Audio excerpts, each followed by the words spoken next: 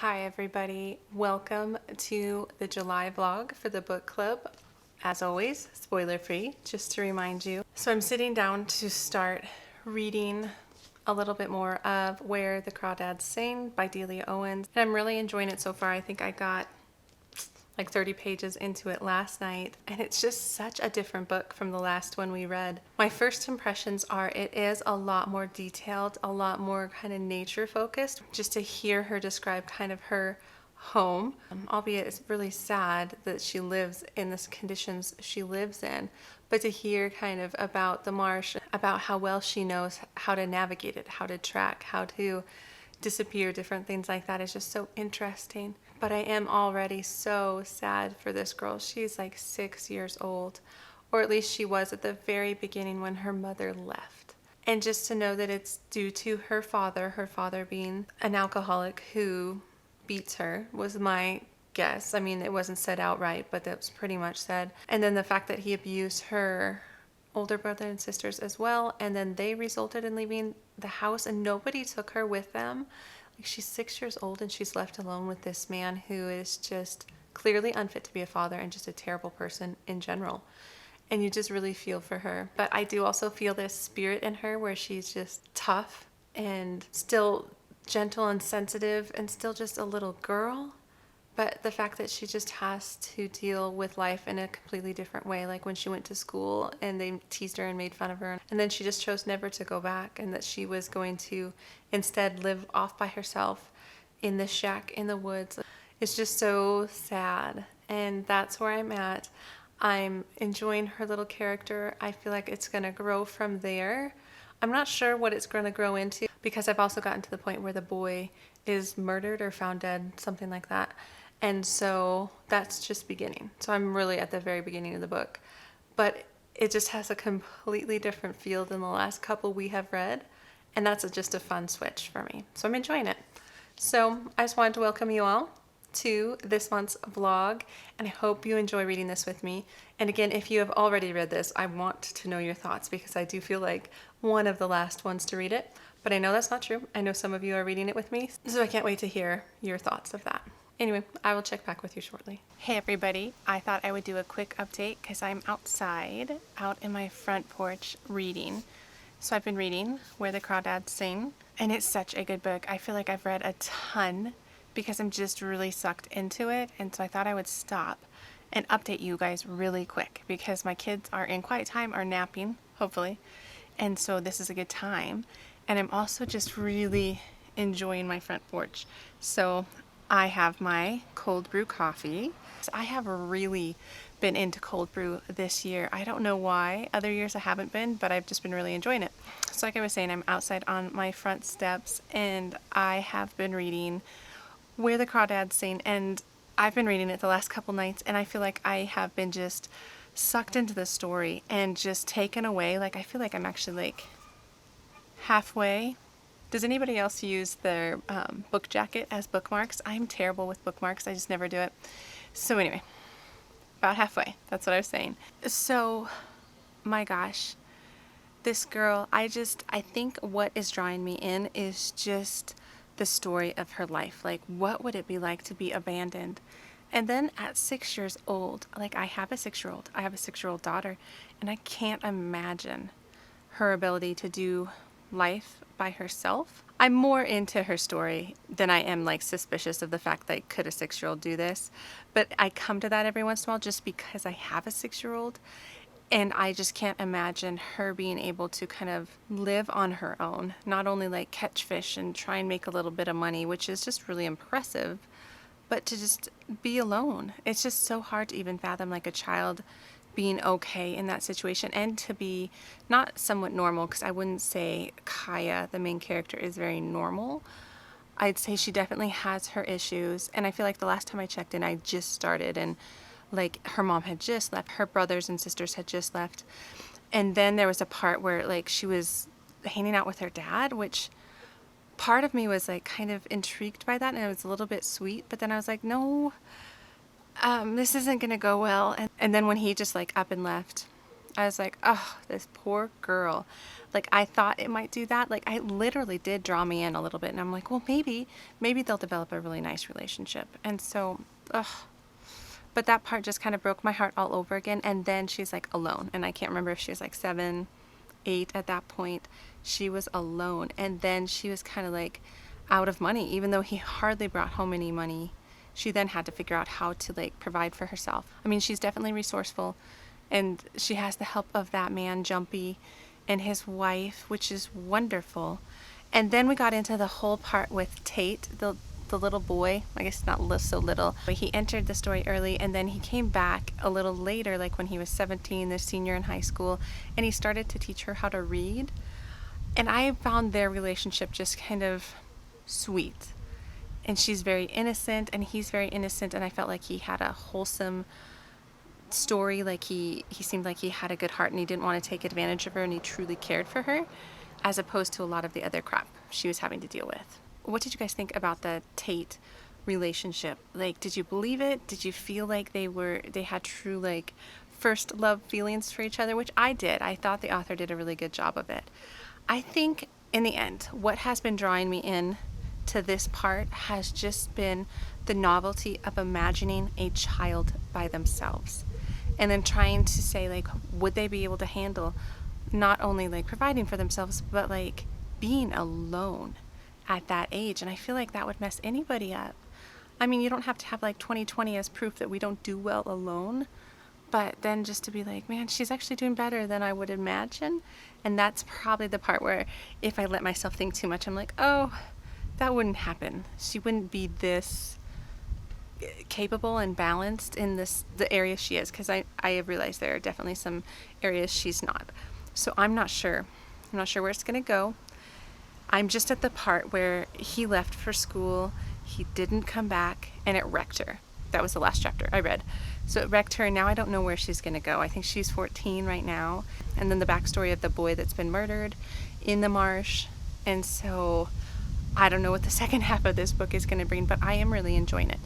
I am reading it fast. I'm sucked in. I mean, for me so far, it is definitely a 4, if not 5 star. I see why everybody likes this. I see why it is such a popular book. It's a very unique idea, and the writing has definitely pulled me in. Like, I really feel like I'm there, and I've learned a lot about like the North Carolina marshes on top of it, which is just fun. And so I hope you all are doing well and you're enjoying your summer, and I will check back when I have something else to say about this book, which shouldn't be too long because I'm definitely pulled in. Hey guys, so I wanted to check in really quick with you all because I have made some decent progress on the book, but I'm also just about to pick out the book that I am sending as a part of the book exchange for the Christmas in July. And a number of you are participating with me, so I'm so excited. It's just really fun to imagine books zooming all around to different people who are in this group. And so right now I'm going to hop on my computer and look through the books that I want to send my friend Emily. And so Emily is a bookstagrammer. She doesn't have a YouTube channel, but she reads tons of books and a lot of historical fiction. And so I just wanted to hop on her wish list because I'm curious what she has on there. And I did ask her permission, just so you know, because I didn't want to do this just to anybody, but she said that's fine. So we're going to look through her wish list, and I'm going to see what I'm going to get for her, and then also see if there's any books that I've never heard of that I want to add to my TBR. So I'm taking you guys with me because it's just fun. So we'll pick out a book for Emily, and then I will update you on Where the Crawdads Sing, because oh my gosh, guys, oh my gosh.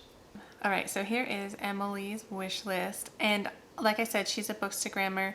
I will link her below because you should go check her out. But anyway, let's look through her wish list. All right. Oh, this one I want to read. So this one I think just came out, and it's The Forest of Vanishing Stars. This is by Kristen Harmel. And I think Kristen Harmel wrote The Lost Jewels, but I'm not quite sure. This just looked really good. And it's about, if I remember right, it had to do with World War II. Oh, no, it's from the Book of Lost Names. That's where I recognized her name from. But yes, this is Nazis, Germany. And it has to do with a girl who was kidnapped and then she was abandoned and taken in by a group of Jews. It is on my list. It just recently came out, so that's a good choice, Emily. Molokai is how you say that. That one has looked interesting. I think it's set in Hawaii. I'm not sure if it has to do with leprosy. Oh, this one sounds good too. To the Bright Edge of the World. Oh, I've looked this one up before. It has to do with, I think it's Alaska. Is it Alaska? So it is Alaska, and where they're venturing out into kind of unknown territory. I think this book was on my radar after Historathon when we were talking about something set in the winter. So I have seen this book before, and it does look really good. Let's see what else. The Great Alone and The Nightingale. Girl, The Nightingale, that's like a favorite of mine. I don't know if I should get that for you or not, just because I want you to read that. Oh, The Familiars is really good too. The Arctic Fury. I have looked at that. The Light of the Midnight Stars. Oh, I've wanted to read a Sylvia Moreno Garcia book. I haven't picked up any of her stuff yet. Oh, you have some good choices. The Norris Queen. That's fun. I've been wanting to get into more books from kind of these time periods. Norway. So Vikings. Ooh, that looks cool. Oh, you're making it hard on me. Which am I going to pick for you? I think I am going to go with the Kristen Harmel one. That just looks so interesting, and I want to know what it's about, so I'll have to see what you think about it. All right, I'm going to add it to the cart, and then I'll check out. But that's boring, so I won't take you with me. So Where the Crawdads Sing. Where I left you last time, I was talking about her. She was 14 years old. She had this relationship, friendship with the Tate boy, and that was just really sweet. And then he left for college, right, and kind of broke her heart. So that's where I left you. So this next chunk of reading, what I did, it was where she had this like relationship with the Chase guy, right? Did anybody else dislike this guy? You knew the whole time that he was not a good guy, though there was elements of his character where you were like, well, maybe he is. Maybe he's truly being like drawn in by her uniqueness and loving her for who she is. And maybe he's not like a scumbag like he wasn't like when he first met her and took her out for a picnic and just wanted to like have sex with her, right? And so he was terrible, and you're like, okay, that was our first like encounter with him, and you're like, right? Then he started hanging out with her more, and it seemed like he appreciated her. And I liked that until it got to the point where he was like, oh, when we get married. And I was like, oh, no, no, no, no. That he's just trying to get with her, right? Like, you're like, he's just not being honest. He's not like sharing her with his friends, all these things. And then he drops that. And I'm like, he is just trying to get with her. And that's clearly what happened. And then, oh my gosh, you just watch this train wreck. I felt like she was naive, but then again, she's all alone. Like, it's hard not to be naive when you don't have people and community in your life that can kind of speak into it and be like, girl, he is no good for you. You know what I mean? Like, she doesn't have any of that. And so she just is so alone and so naive, and also kind of heartbroken from the Tate boy. And she just kind of went in with this idea that I'm just going to get what I want, and he's going to make me feel stuff, but I'm not going to fall in love, and I'm not going to care about him. And it's just like, oh, you just saw that coming, or at least I did, where I'm like, she's going to fall for him, and she's not going to see him for who he is, and he's going to do something terrible. I did not expect him to get engaged while he was still kind of having this affair or relationship, whatever you want to call it, with her in the woods. I was just like, ugh. And then Tate comes back into the picture, and he's back into the picture, and he wants her back, and he loves her, and he's sorry for all the like things he did. And you're just like, oh, you were such a coward, and you didn't like stick around when you should have, you know. And I was so disappointed in his character, but at the same time, I feel like his character's pretty authentic for that like 17, 18-year-old kind of thinking of yourself and not being able to see how things could work out or be positive about like how she could fit into his life. I feel like it's going to go south again with the Tate guy. And then we also have this whole investigation of Chase's murder in the background. And like they think she's involved, and she was going towards the scene of the crime that night. That's kind of where I'm at in the investigation. And I'm like, why is she doing that? Like, what is her involvement? So I'm really curious about that. So I want to know what's happening there. And I also want to know how the Tate situation is going to resolve. So this is definitely very romance, historical fiction, but I'm liking it. I'm liking the characters. I'm liking the setting. And I want to know what happens, and I do care for her, and I want a happy ending for her because she just had so much hard, and it's so hard to think about a kid in that situation. So anyway, that's where I'm at. And I will go also send that book to Emily. And so I'm excited for all of you who are participating in the exchange, and no worries for anybody who's not. Totally understand. Anyway, I will check in with you guys when I get a little further on the book. Okay guys, so I'm back to give you an update, and I was filming some other videos, and so I thought I would just update you because my camera was already set up. And I was reading this book last night. And so I honestly thought I was just gonna finish the book and then update you all my thoughts, but I had to stop. I had to physically stop reading because I'm like, I have so many thoughts and opinions and I still don't know what's happening. And I wanted to let you guys know some of them because this book is a tearjerker. It is emotional. It's emotional in a different way than say Where the Lost Wander, where there's a child who is missing, or even the Children's Blizzard where there are children who are dying. So it's not that kind of tearjerker, but it is still very emotional. And what makes me laugh is I think in the Where the Lost Wander vlog, I was saying, well, at least we have this book coming up, which is not going to be as emotional. And one of you, I think it was Shalise, was like, well, it's just different emotional. And I get you now. I understand now why you said that, because yes, it's just different emotional. So where I was last updating you, she had just got dumped by that Chase guy who's marrying somebody else, right? And so you're just like, ugh, I didn't like him. And now I like him even less. Now that we've learned more, you all know what I'm talking about. But this section also talked about the mom. Oh gosh, when her big brother, Jody, comes back, she hears about what happened to her mom and the fact that her mom just had pretty much a mental breakdown and then just lived her life in isolation and fear and guilt. You just broke my heart for that mom. It broke my heart for the girl that was left by the mom, right? Like, what mother leaves her child? But just to hear how broken that mom was when she left just was hard and just heartbreaking. And just to hear that she had reached out and wanted the children back, but the dad had been so terrible, right? To be like, I'm just gonna beat them up so terribly if you even think about coming back. And that scared her for her children. And then she painted them. Oh, that part had me just crying, where she was just painting her children in ways that depicted a life that was just like beautiful, like on the seashore and all these things. And you're just like, but that's not the life they lived. That's not the people they are. That's not what they had to go through. Even hearing more about Jody's story about how he defended his mom and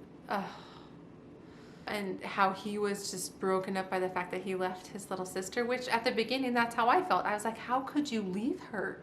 How could you leave her? But then it's just like you get more of the story of just how messed up and how broken this family was, that you're just like, oh, you all had it so bad. So that part was heart-wrenching. And then it actually, I felt like it switched fairly quickly from kind of getting all that backstory and a little bit of tying some of those loose ends up to her getting arrested for murdering the Chase guy.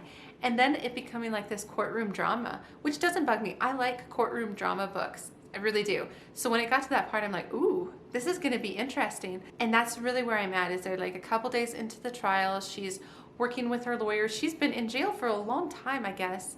And it's just heartbreaking to kind of hear her process some of that. Like, she won't let Tate visit her. She won't let him in. She could potentially get the death penalty.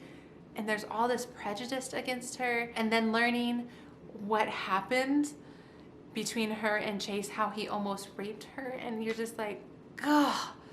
And how scared she was, how she was all by herself. Like, and he could come at any minute. And then I understand that the story is setting that up, so you question in your head, did she do it? Did she kill him? And part of me is like, no, of course she didn't. But part of me is like, well, maybe she did. She talks a lot about knowing how to defend herself. Then I'm like, well, maybe Jumpy did it. Maybe Tate did it. I don't know. So I still don't know who killed the Chase guy, the terrible Chase guy, right? And so I just had to update you because I'm fascinated by that part. Now, it was kind of the storyline throughout the rest of the book that I was not that interested in. I was like, okay, we'll see where this goes, but I was more interested in her childhood and what it would feel like to grow up alone in the marsh, right? That was the focus. But now the end of the book, which I'm on page 300, so I have like 60 pages left, so I'm almost done. So I'm going to finish it later. I just wanted to update you while I was still in this like I don't know what's happening, and I don't know if she did it mode. Did you guys do that? Did you guys question if she actually killed him? Because I'm not sure at this point. So that's my update, and the next time I will see you, I will know the answer to that question. So I will see you shortly. I finished the book, Where the Crawdads Sing. It was so good. I really enjoyed it on many levels. Like I was saying when I last chatted with you guys, I really enjoyed the courtroom scene. I enjoyed the anxiety of the deliberation of the jury. I enjoyed hearing kind of the testimony and how the case came together and be like, what would I think if I was on the jury of a case like that? And so that was excellent. I wasn't sure if she was going to get off. I really did believe they were going to convict her, but then I was telling myself like that would be a hard ending to this book. It would make more sense if it was a not guilty. So I thought that would happen, but literally the just lead up to it and how well it was written, which just made you feel like there's no way she's gonna get off, right? And I was just feeling it all along with her, and just the shock of like the not guilty verdict. Oh, it was so good. But then as she was kind of exiting and trying to get back into her life, I had thought of like, well then who did do it? And then there was that one part where Tate found out about his dad that I know the author was trying to make you think like the police were after him because they found out that he did it, because he was on my list, right? I felt like it could have been him, it could have been Jumpy, or maybe her brother. I just didn't know. But I really enjoyed the end. I enjoyed the fact that I don't know if they got married, but they enjoyed their life together. She was able to relax and feel loved, and her brother got married and had kids. All of these things fell into place, that she kind of had more of a normal life. But not normal in the sense that she still was the marsh girl. She still was not going into town. She still felt more comfortable in nature. And I really liked that. I liked her character. But I laughed out loud when I got to the part about the poem, the Firefly poem. And I was like, she did it. She totally did it. Like, I don't know why that made me happy. But it made me kind of like, oh my gosh, she was such a terrible person. And she found a way to protect herself and get off. Oh, I don't know. That sounds terrible to support that, but I was totally behind it. I thought like, yes, you go girl, because I thought that was just great. So I liked the end. What did you think? Did you think she did it? I feel like as I kind of contemplate the whole book and maybe what I think about it overall, there were a lot of things I really loved. I loved the story. I loved walking in the shoes of a girl who had nothing and nobody, and how she found small joys in little things.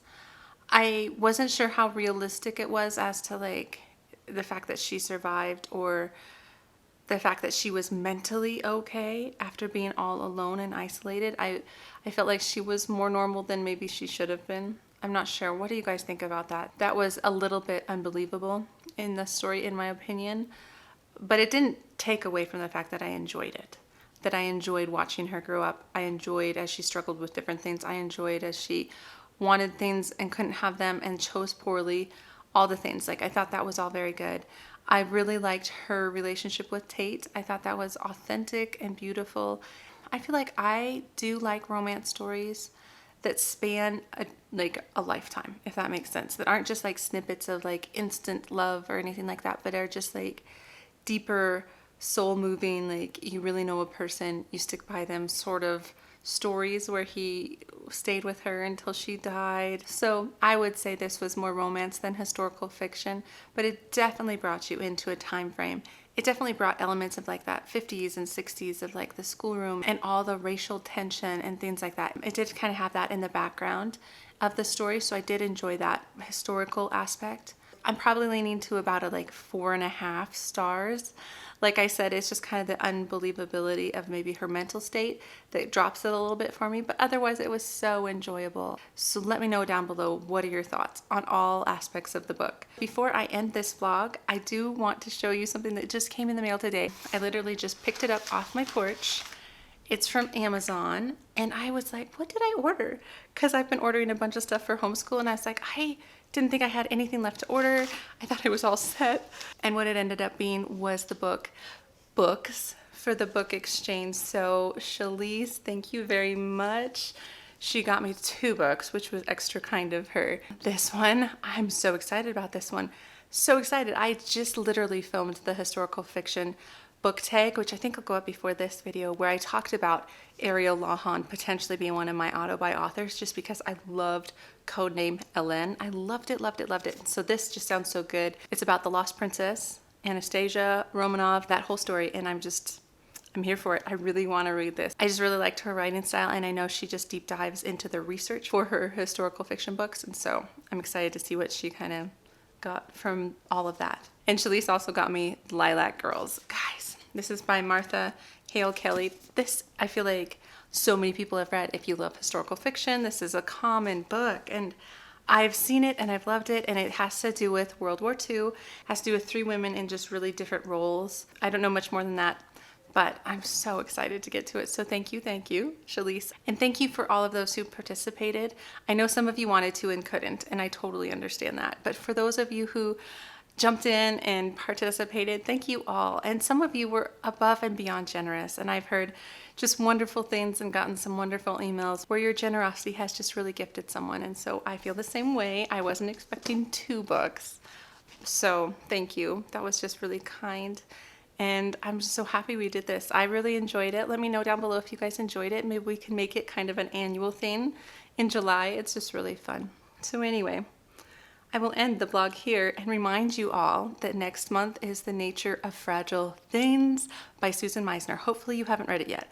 I know a number of people have. I've been putting it off so that I could read it with you all in August.